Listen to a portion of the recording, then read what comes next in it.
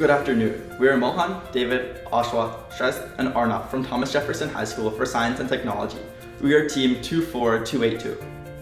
This is Kevin Carter, a 20-year-old man locked up in the Nebraska State Penitentiary in 2020. At the time, the prison was operating under a severe overcrowding emergency, hitting 140% of its design capacity. Because the system was physically run out of beds, administrators were forced to double bunk inmates. Mr. Carter was locked inside of a restrictive housing cell that was architecturally built for exactly one inmate, alongside a violent cellmate. Within the week, Kevin was beaten and strangled to death. Kevin did not die because of his sentence. He died because of a mathematical failure of prison capacity. He represents the ultimate cost of prison overcrowding, a global issue where inmate populations exceed the design capacity. This isn't just a one-off mishap. It's the result of a rapidly increasing trend. Over the past decade, the American correctional system has entered an era of severe physical constraints. The COVID-19 pandemic provided a false sense of security, pushing population levels artificially low. Today, system admissions are rebounding significantly faster than the historical 0.48% rate at which new facility space is built, causing overcrowding. And just like these dominoes falling, when risk appears in a prison, it cascades. And when admissions overflow, the dominoes topple in a chain reaction of systemic hazards. By applying actuarial science to 54 years of criminal justice data, we have determined that without intervention, a catastrophic prison capacity breach is all but guaranteed under the current conditions. But this trajectory is not inevitable. Today, we will demonstrate how implementing an admissions diversion strategy paired with actuarial reserve frameworks can cut expected overcrowding by 53%, slash worst-case financial losses by 67%, and stop the cascade before the system collapses. The American state and federal correction systems currently house over 1.25 million incarcerated individuals, with additional pressure coming from pretrial detention and local enforcement in county jails. In this system, bed capacity is not a soft constraint. It is a hard physical limit. When population exceeds capacity, the system does not gradually bend. It enters systemic failure. That is why we define the central risk of this project as facility capacitance exceedance. We measure that risk using the occupancy rate, the ratio of incarcerated population to rated architectural capacity. Actuarially, we characterize it through two lenses. First, the frequency of breaching 100% capacity, and second, the severity of that breach measured in excess days. Who is at risk? So first, it's going to be incarcerated individuals. Overcrowding raises the risk of violence, infectious disease spread, delayed healthcare, and inadequate access to rehabilitation. Second, correctional staff. They face mandatory overtime, more volatile work conditions, and reduced safety. Third, taxpayers and surrounding communities. They ultimately absorb emergency funding needs, medical outsourcing, litigation costs, and the downstream public safety consequences of failed rehabilitation and re-entry. So what drives this risk? The main drivers are admissions volume, pretrial detention practices, sentencing policies, release processes, and the fact that new facility space has historically grown at only about 0.48% annually, while post-pandemic admissions pressure is rebounding faster than that. In other words, demand is recovering faster than supply. And what mitigation concepts did we evaluate? So we evaluated behavior change through front-end diversion, modifying outcomes through release and case processing reform, and insurance or risk transfer through reserve frameworks and trigger-based contingency contracts. So our problem statement is simple. If the system is already on track to breach safety capacity, which of these levers we outlined are most effectively reducing the likelihood, severity, and cost of that breach? To answer that question, we built a longitudinal actuarial panel from 5 public data sources: the Bureau of Justice Statistics prison tables and jail tables, the Vera Institute's incarceration trends panel, Fred's CPI data, and Census ACS county population data. After rigorously cleaning the data, converting anomalies to nulls, and standardizing reporting codes, we generated a finalized panel of almost 120,000 valid county quarter observations spanning 54 years, summarized on the screen. We categorized the data into 3 groups and mapped our datasets to the different categories as depicted here. In the process, we realized some limitations. Real-world collections data is notoriously messy. To bridge reporting gaps, we utilized 438 linear interpolations for about 0.4% of our data. Because this imputed data represents just a fraction of a percent of our final dataset, our resulting probability distributions remain highly credible. Furthermore, the dataset lacked unified dollar cost data for local jurisdictions. To remain mathematically honest, Instead of making unfounded assumptions, we use consumer price index data to create CPI index loss function, allowing the model to accurately track relative financial severity across decades without fabricating nominal dollar figures. To quantify the risk, we moved away from static straight-line forecasting. Instead, we engineered a stochastic cohort stock and flow model. In this architecture, the system advances in discrete monthly steps, tracking the prison population not as a single number, but as specific groups or cohorts moving through time. This cohort structure is the logical foundation of our mitigation strategies. By tracking people based on how long they've been in custody, we can mathematically distinguish between different policy levels. A diversion policy would change the volume of new arrivals at the front end, while a case processing policy would change the release probability of those already inside. Our model ensures these interventions are never confused. The engine of the model is our admissions generator. We utilize a negative binomial distribution to capture the extreme overdispersion of prison admissions, essentially accounting for far more day-to-day volatility than a standard model could handle. This is driven by a linear predictor that anchors arrivals in demographic reality, like county population size and historical crowding momentum.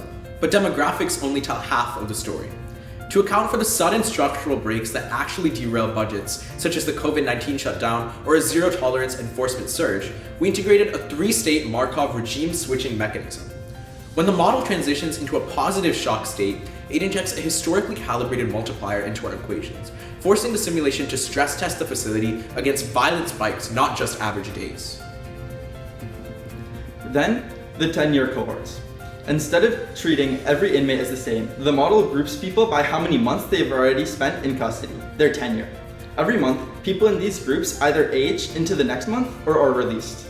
The occupancy and capacity allow exceedance to be calculated, which is then turned into a loss value by calculating excess bed days and applying a financial penalty that gets much more expensive as overcrowding worsens. We validated this entire architecture by backtesting it against the most volatile period in modern history, 2019 to 2023. The model achieved a remarkably low error rate, and its 90% predictive interval, which is the blue band you can see here, captured 100% of the observed historical data. Although this wide interval does indicate a degree of conservative overfitting, this proves the model is resilient enough to account for the worst-case tail of the distribution.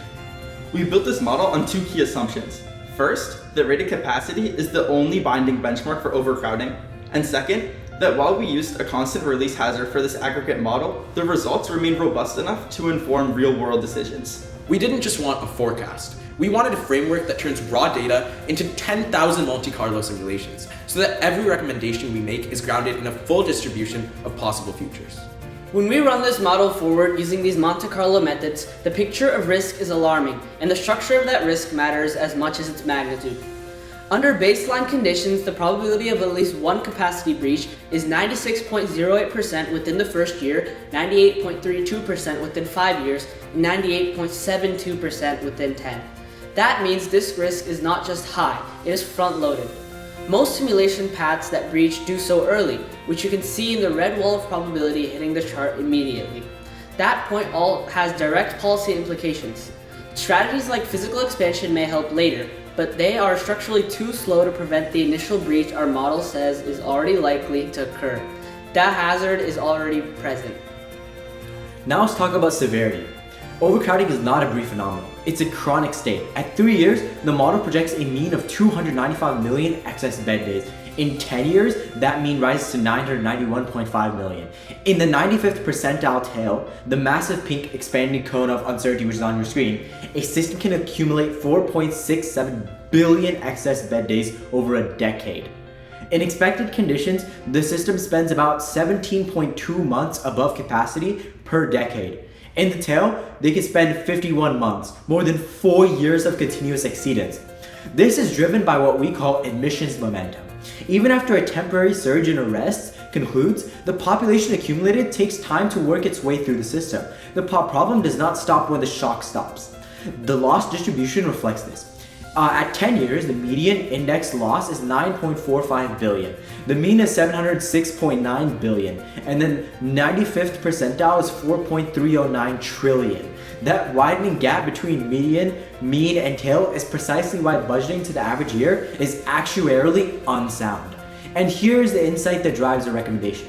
It turns out 99.9% of expected financial loss is actually driven by sustained base level overcrowding interacting with shocks, not just one-off catastrophic events. So if you want to reduce expected loss, you're not supposed to start by planning only for the catastrophe. We have to start by reducing the routine daily frequency of admissions. We also want to be transparent about what this model can and cannot tell us. These projections are credible, but they are not exact.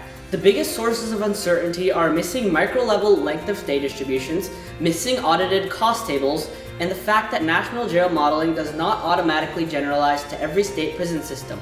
That is why we present probabilities, ranges, expected values, and tail outcomes rather than pretending to know one exact future. To lower these losses, we must attack the risk at its source. Because actuaries do not plan based on exact certain values, we ran a multivariable sensitivity analysis to see which policy levers actually compress our worst case predictive intervals. The math is undeniable. This brings us to recommendation 1, implementing a regressive 20% admissions diversion strategy. This is the highest leverage intervention because it addresses frequency before it even enters the facility.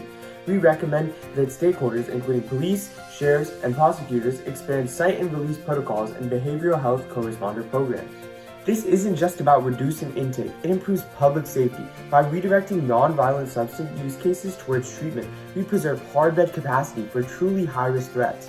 Quantitatively, a 20% diversion rate achieves a transformative 53% reduction in expected excess bed days and slashes our 95th percentile tail risk by 66.9%. Over 10 years, this avoids roughly 522 million excess bed days. We want to be transparent about the uncertainty in our projections. Because local operating costs vary, the financial savings exists on a range. But even at a highly conservative estimate of $100 per day, that creates $52.2 billion in baseline savings, providing a massive budget for community infrastructure while still breaking even. Our second recommendation is modifying outcomes through targeted long-stay reform. Our model does not support a blanket release policy. Instead, we recommend that legislatures and courts implement administrative case processing fast tracks for the long-stay subpopulation. This reduces the persistence that keeps occupancy elevated long after a shock ends, making the system less backlogged and less vulnerable to a multi-year overload. Finally, our third recommendation is to implement an insurance and risk transfer strategy via a TVAR-based reserve framework. We recommend that the state budget authorities establish contingency reserves calibrated to the tail value at risk at the 95th percentile. Paired with parametric contracts for medical and staffing, providers that activate automatically when occupancy exceeds 110%. This ensures that even during a massive systemic shock, facilities remain solvent and care remains constitutionally adequate. These recommendations address 3 different actuarial dimensions of the problem. Diversion reduces frequency, targeted reform reduces persistence, and reserves reduce tail volatility. This combination directly addresses the problem statement and secures the future impact that stakeholders care most about. We began with the human cost of capacity failure. We end with a policy choice. Our analysis shows that under baseline conditions, capacity breach is not a distant risk, driven not by rare catastrophes, but by sustained, everyday overcrowding. We cannot continue managing human lives and billions of taxpayer dollars through reactive crisis containment. A justice system cannot function with an infrastructure that is mathematically destined to fail.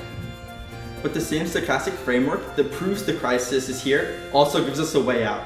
This model is trustworthy, grounded in 54 years of public data, 5 transparent sources, and over 118,000 observations. It's rigorously tested with the 2019 to 2023 backtest showing 13.75% MAPE and 10,000 simulations that make uncertainty visible instead of hiding it. And we're clear about its limits, including missing micro-level length of stay data and local cost variation. So the path forward is clear. Reduce front-end admissions through diversion, reduce persistence through targeted long-stay case processing reform, and protect against extreme risk with actuarially sound TVAR-based reserves. These interventions don't just reduce costs or eliminate excess bed days. They decouple population volatility from systemic collapse, and they reverse the cascading effects of overcrowding, ensuring not one more domino falls. We must act now to restore safety for staff, dignity for incarcerated individuals, and stability for taxpayers and communities. We ensure that when a facility runs out of space, it is never forced to sentence a man like Kevin Carter to a completely preventable death. We have the map. We have the tools. We have the way out. It's time we use it. Thank you.